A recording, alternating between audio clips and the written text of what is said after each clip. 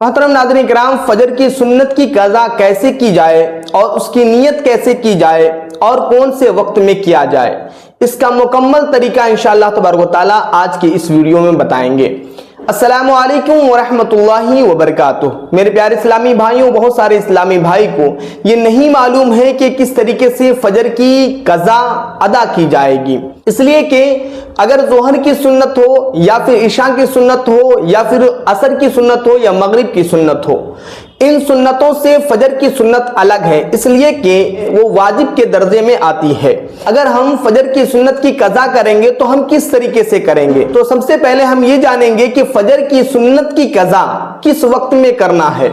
देखिए, अगर ज़वाल से पहले फजर की सुन्नत की कज़ा आप कर रहे हैं तो उस वक्त में आपको सुन्नत और फर्ज, फजर की सुन्नत और फजर की फर्ज दोनों करना पड़ेगा, दोनों की कज़ा पढ़नी पड़ेगी।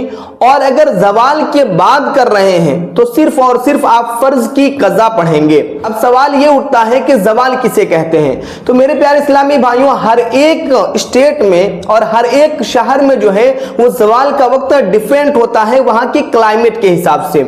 लेकिन ज़वाल जो किताबों में लिखा गया है कि ज़वाल किसे कहते हैं, तो ज़वाल का मतलब यह है कि जिस वक्त सूरज बीच आसमान पर आ जाता है तो वहां से ढलने तक 20 से 25 मिनट का वक्त लगता है। जो 20 से 25 मिनट का वक्त लगता है उसी को ज़वाल का टाइम कहते हैं। उस वक्त में कोई इबादत नहीं करनी चाहिए। तो ज़वाल से पहले अगर आप कज़ा कर रहे हैं तो उस वक्त में आपको फजर की सुन्नत और फर्ज दोनों की कज़ा करनी होगी।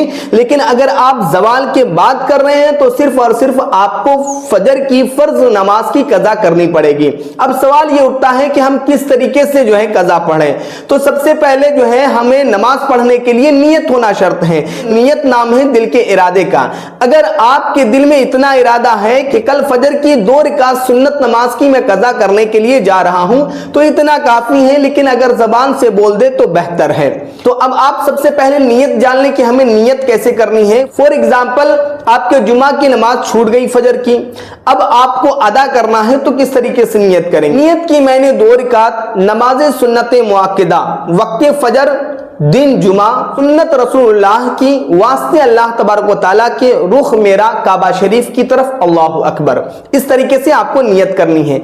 अब जुमा की जगह अगर आपको सनीचर की नमाज छूट गई है या इतवार की या फिर उसके बाद पीर की या मंगल की या बुध की या जुमरात की, तो जिस दिन की आपकी छुट्टी है उस दिन का आप उसकी जगह जुमा के दिन की जगह नाम ले लें। बाकी जो है आप उस तरीके से पूरी नियत कर लें कि नियत की मैंने 2 रकात नमाज सुन्नत मुअक्कदा वक्त फजर दिन सनीचर या पीर या फिर मंगल या जुमरात सुन्नत रसूलुल्लाह की वास्ते अल्लाह तबारक व तआला के रुख मेरा काबा शरीफ की तरफ, अल्लाहु अकबर, इस तरीके से आप नियत कर लें।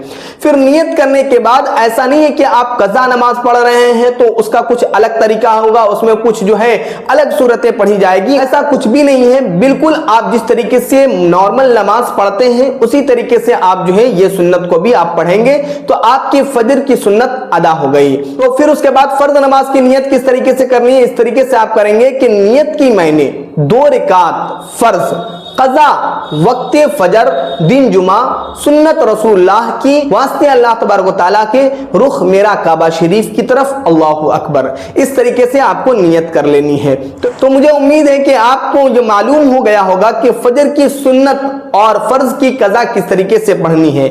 अगर आपको और भी किसी वक्त की कज़ा नमाज की जानकारी चाहिए कि हमें किस तरीके से अदा करना चाहिए तो आप कमेंट करें, इंशाअल्लाह जरूर बताएंगे। अस्सलामु अलैकुम व रहमतुल्लाहि व बरकातुहू।